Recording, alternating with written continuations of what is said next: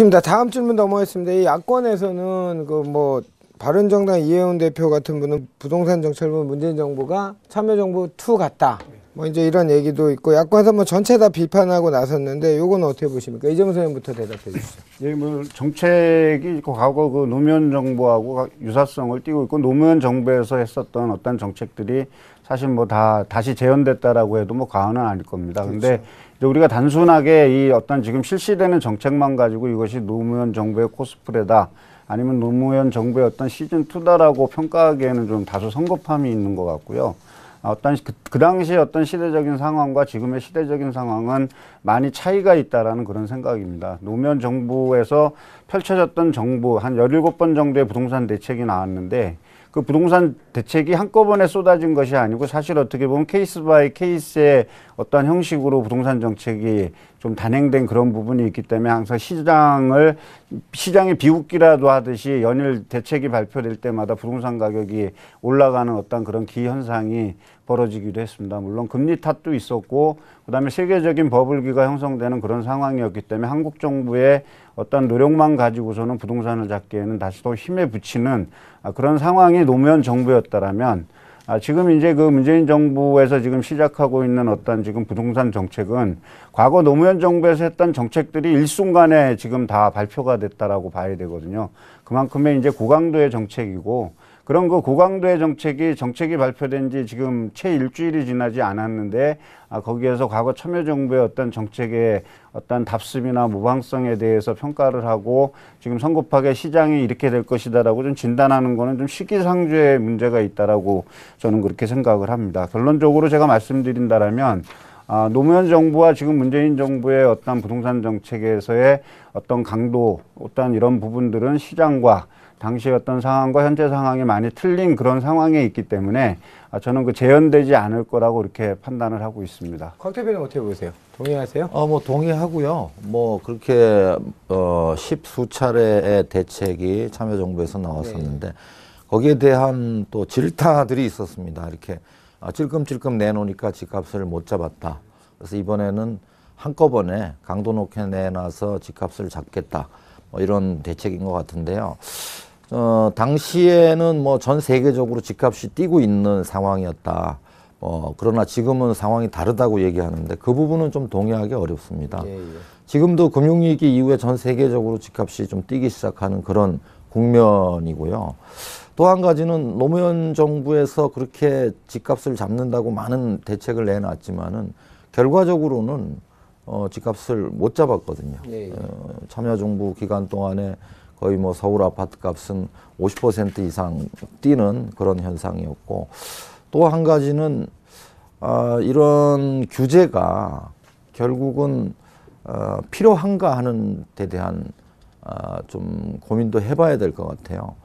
예컨대 이런 부동산 대책의 목표는 이렇게 다주택자들이 집을 자꾸 사서 집값이 뛰니까 그런 걸 막고 집값을 안정시켜서 그래서 이제 무주택 실수요자들한테 한정된 주택이라는 재원을 나눠주는 걸 목표로 하고 있다고 본다면 그런 목표는 저는 달성하기 어려운 목표라는 생각이 듭니다.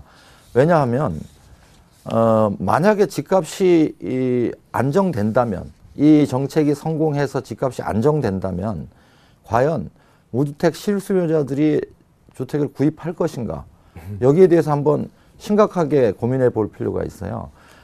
집값이 안정돼 있고 앞으로도 안정될 거라면은 무주택 실수요자들은 집을 안 삽니다. 전세를 살고 말이죠. 그렇죠. 그래서 이 정책은 성공하는 순간에 오히려 전세 가격을 올려놓는 그런 결과를 내놓을 가능성이 높다는 거죠.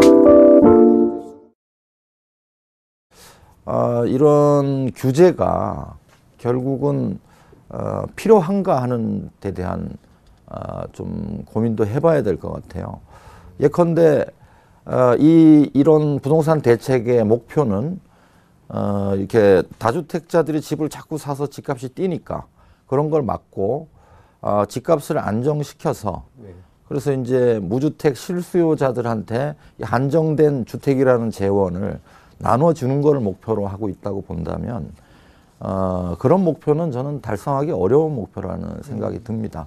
왜냐하면 만약에 집값이 안정된다면, 이 정책이 성공해서 집값이 안정된다면 과연 한 17번 정도의 부동산 대책이 나왔는데 그 부동산 대책이 한꺼번에 쏟아진 것이 아니고 사실 어떻게 보면 케이스 바이 케이스의 어떤 형식으로 부동산 정책이 좀 단행된 그런 부분이 있기 때문에 항상 시장의 비웃기라도 하듯이 연일 대책이 발표될 때마다 부동산 가격이 올라가는 어떤 그런 기현상이 벌어지기도 했습니다. 물론 금리 탓도 있었고 그다음에 세계적인 버블기가 형성되는 그런 상황이었기 때문에 한국 정부의 어떤 노력만 가지고서는 부동산을 잡기에는 다시 또 힘에 부치는 그런 상황이 노무현 정부였다라면 지금 이제 그 문재인 정부에서 지금 시작하고 있는 어떤 지금 부동산 정책은 과거 노무현 정부에서 했던 정책들이 일순간에 지금 다 발표가 됐다라고 봐야 되거든요. 그만큼의 이제 고강도의 정책이고. 좋습니다. 다음 질문 넘어가겠습니다. 이 야권에서는 그 뭐 바른정당 이해운 대표 같은 분은 부동산 정책을 문재인 정부가 참여정부 2 같다. 뭐 이제 이런 얘기도 있고 야권에서 뭐 전체 다 비판하고 나섰는데 요건 어떻게 보십니까? 이재명 선생님부터 대답해 주시죠. 예, 뭐 정책이 과거 그 노무현 정부하고 유사성을 띠고 있고 노무현 정부에서 했었던 어떤 정책들이 사실 뭐 다 다시 재현됐다라고 해도 뭐 과언은 아닐 겁니다. 근데 그렇죠. 이제 우리가 단순하게 이 어떤 지금 실시되는 정책만 가지고 이것이 노무현 정부의 코스프레다 아니면 노무현 정부의 어떤 시즌2다라고 평가하기에는 좀 다소 성급함이 있는 것 같고요. 어떤 그 당시에 어떤 시대적인 상황과 지금의 시대적인 상황은 많이 차이가 있다라는 그런 생각입니다. 노무현 정부에서 펼쳐졌던 정부하고 그런 그 고강도의 정책이 발표된 지 지금 채 일주일이 지나지 않았는데 거기에서 과거 참여정부의 어떤 정책의 어떤 답습이나 모방성에 대해서 평가를 하고 지금 성급하게 시장이 이렇게 될 것이다라고 좀 진단하는 거는 좀 시기상조의 문제가 있다라고 저는 그렇게 생각을 합니다. 결론적으로 제가 말씀드린다라면 노무현 정부와 지금 문재인 정부의 어떤 부동산 정책에서의 어떤 강도, 어떤 이런 부분들은 시장과 당시의 어떤 상황과 현재 상황이 많이 틀린 그런 상황에 있기 때문에 저는 그 재현되지 않을 거라고 이렇게 판단을 하고 있습니다. 곽 대표는 어떻게 보세요? 동의하세요? 뭐 동의하고요. 뭐 그렇게 10수차례의 대책이 참여정부에서 나왔었는데 거기에 대한 또 질타들이 있었습니다. 이렇게 찔끔찔끔 내놓으니까 집값을 못 잡았다. 그래서 이번에는 한꺼번에 강도 높게 내놔서 집값을 잡겠다. 뭐 이런 대책인 것 같은데요. 당시에는 뭐 전 세계적으로 집값이 뛰고 있는 상황이었다. 그러나 지금은 상황이 다르다고 얘기하는데 그 부분은 좀 동의하기 어렵습니다. 지금도 금융위기 이후에 전 세계적으로 집값이 좀 뛰기 시작하는 그런 국면이고요. 또 한 가지는 노무현 정부에서 그렇게 집값을 잡는다고 많은 대책을 내놨지만은 결과적으로는 집값을 못 잡았거든요. 참여정부 기간 동안에 거의 뭐 서울 아파트 값은 50% 이상 뛰는 그런 현상이었고 또 한 가지는